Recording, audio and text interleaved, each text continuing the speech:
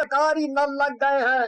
बस हमारा ही गांव है जहां कोई नल नहीं लगवाता, वोट लेने आ जाते हैं पर तरक्की के समय खाली अंगूठा दिखा देते हैं।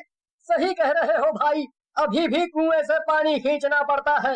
बताओ भला, 2-4 बाल्टी थोड़ी ही ना है जो निकाल लो। ऊपर से आजकल के नौजवान बच्चे मेहनत नहीं करना चाहते, हम बूढ़ों को ही पानी खींचना पड़ता है। तभी एक आवाज आती है। एक रात पीनू कुआं से पानी लेने जाती है। वो बाल्टी भर के रस्सी से बाहर खींची रही होती है कि उसे एकदम झटका लगता है, जैसे किसी ने उसकी बाल्टी कुएं के बीच में ही पकड़ ली हो। पीनू कुएं में झांकती है। अरे यहाँ तो कोई रुकावट नहीं है, फिर बाल्टी कैसे रुक गई? पीनू जैसे ही फिर से बाल्टी खींचती है, बाल्टी फिर अटक जाती है और साथ ही एक डरावनी आवाज आती है, पानी चाहिए तो खुद अंदर आकर लेना पड़ेगा।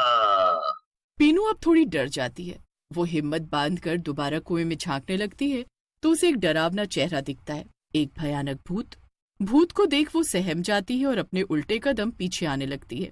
तभी भूत बाल्टी को अंदर की तरफ जोर से खींचता है और पीनू रस्सी समेत कुएं में खींची चली जाती है। अरे बचाओ कोई, भूत भूत, कोई बचाओ! तभी एक जोर की आवाज आती है। आवाज सुनकर पड़ोस वाले कुएं के पास आते हैं।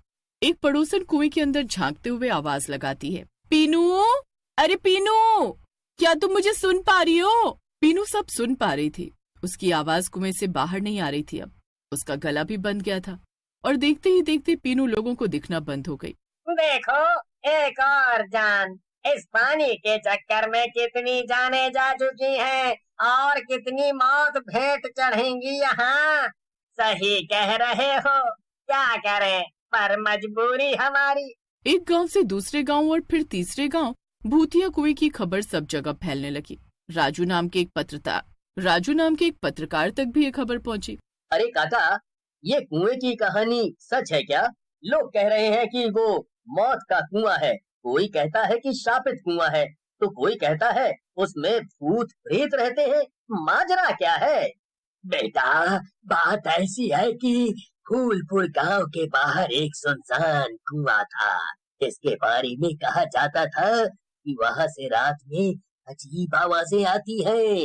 लोगों ने कई बार कोशिश की कि उस कुएं को बंद कर दिया जाए, लेकिन जो भी ऐसा करने जाता वो या तो गायब हो जाता या पागल होकर लौटता।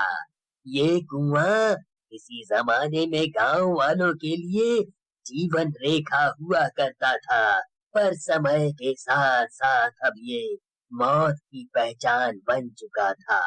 राजू एक युवा पत्रकार था जिसने कई रहस्यों को उजागर किया था। इस बार कुएं की सच्चाई जानने की वो ठान चुका था। गांव